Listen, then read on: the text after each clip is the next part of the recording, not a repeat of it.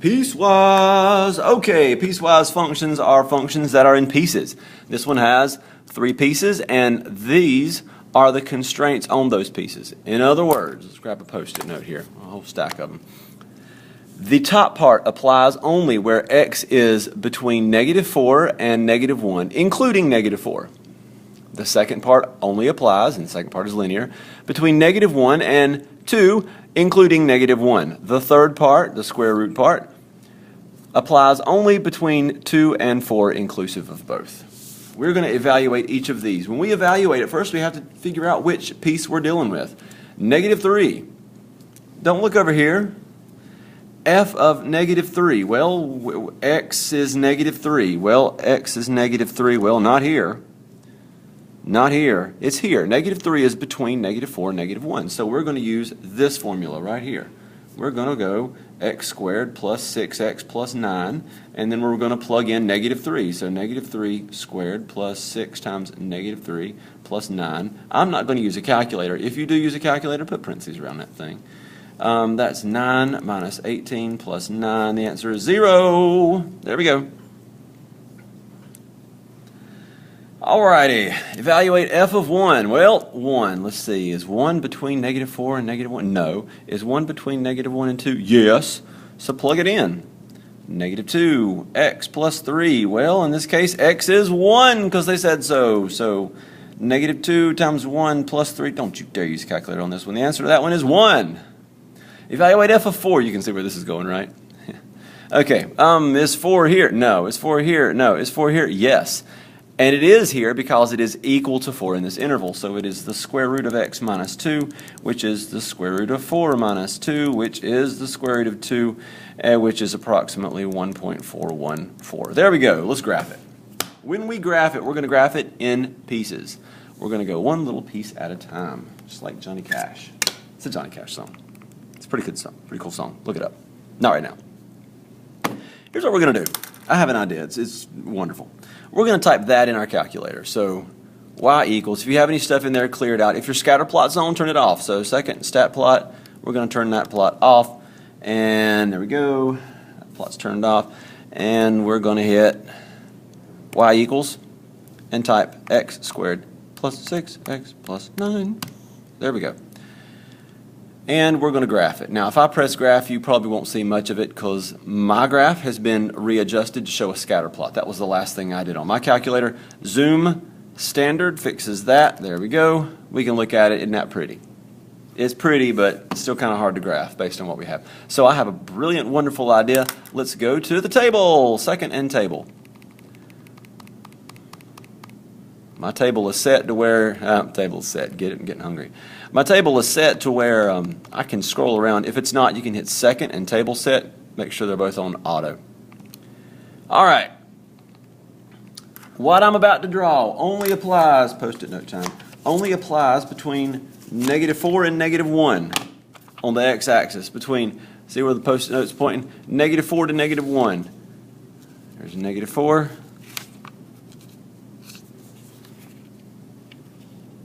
There's -1.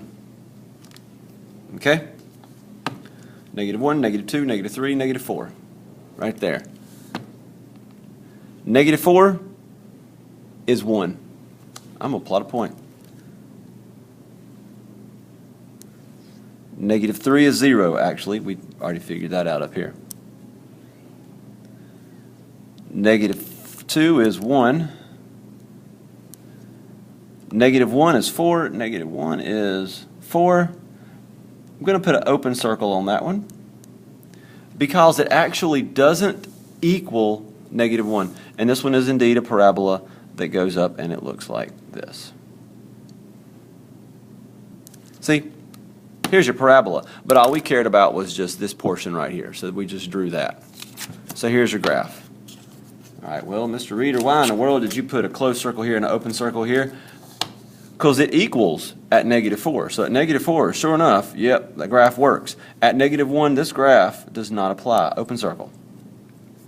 Okay, we're going to graph this one, and I know how to graph that. I'm going to use calculator just because I'm going to consistently show you how to do it on the calculator. So y equals -2x plus 3, and we're going to go to the table. And we only care about the numbers between -1 and 2. There we go, between -1 and 2. I'm going to slap this thing down.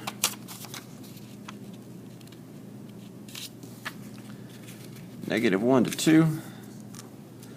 -1 is at 5, and it does equal at -1, so close circle.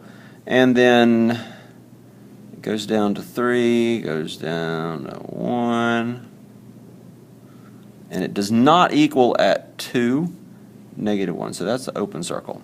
So this one is a straight line. You know how to draw a straight line, I hope.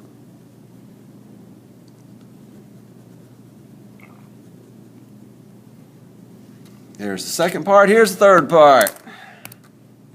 Square root of x minus 2. We're going to press graph so we can kind of get a look at it. And this thing applies between 2 and 4. 2 to 4. I'm going to press the table. 2 is at 0, and it does equal there. 3 is at 1. 4 is at 1.414. It's about here, but it is a closed circle, and it goes like that. Okay, piecewise functions. This piecewise function is kind of crazy, but piecewise functions are very practical, particularly when you're dealing with things like the tax code. Got kind of crazy stuff. Okay, what is the range for step 1? What in the world? What's step 1? Step 1 is this part, and range is the y values. So what are the y values that are covered by this part here? I'm only looking at this part right here. Okay? And the range is the y values. So as I move this ruler up for the range, we're going to ignore all the stuff over here. I only care about step 1, the first part, the leftmost piece. Say when I hit the graph. I hope you didn't just say when, because again, we're ignoring step 2 and step 3. Boom. Where is that? That is at 0. So it goes from 0 to right there. From 0 to 4. Okay, let's go back and hit this again. When it hit this, it does equal, because that was a solid circle. Up here at 4, it was an open circle, so it does not equal. There we go. What is the domain for the entire function? Let's do it. Domain is the x value. So we're going to look at all 3 pieces. So nothing, boom, it hits right there at -4. And it does touch at -4. And it keeps going, it keeps going, it keeps going, it keeps going. And right here, it stops this part, but it starts that one. So even though there is a discontinuity, the domain does exist. Like it does continue in terms of the function. Like I can plug something in there. And it keeps going, and it keeps going, and it keeps going, and it stops at 4. And actually, we could have told this from the equation. The domain for the entire function is from -4 to 4, because this thing goes from -4 to 4, and there are no gaps in it. Now, there are gaps in the graph, but as we move from one to the other, if it's not equal on one, it's equal on the other. So we never left out a number. And there were no crazy equations that would cause something to not exist.